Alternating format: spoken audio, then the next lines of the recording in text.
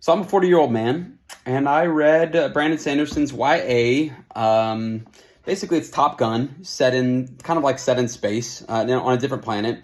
I read it this year, and it's definitely for a younger audience. And the question is, could I like it? And folks, the answer is yes. I'm gonna tell you why. Yes, it's a YA book. Yes, it's a quick read, and it's pretty easy to read. It's not trying to be overly complicated. I noticed how his language is written down on a lower level, and that was kind of nice and refreshing. It was easier to read because of that. So that's cool. It's good for kids. Kids need to read stuff. That's cool. Relatively clean book. That's cool. Still some stakes. People die and stuff. So that's cool. But what really got me was the flying mechanics, and they're legit. They're legit.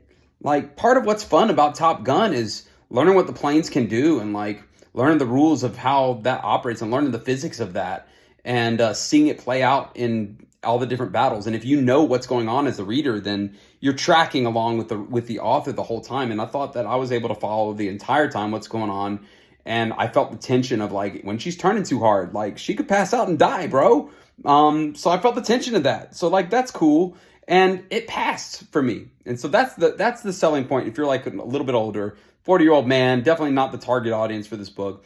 But it passes the physics test. It passes the flight mechanics test. And I'm a nerd. I'm an old dude. Yeah. I watched documentaries of flight and stuff like that. Way too many of them. Yes, I have. Have I watched Top Gun 8 times? Yes. Have I watched the second Top Gun a whole bunch of times? Yes, I have. So sue me. I'm sorry. I'm an old man. And despite all that, I still felt like it was a really good book. Really fun. And so, yeah, I read it in a few days. Not bad. I definitely recommend it for the YA audience. And, if you're just looking for a quick little fun read, it's pretty fun. Check it out. Nice.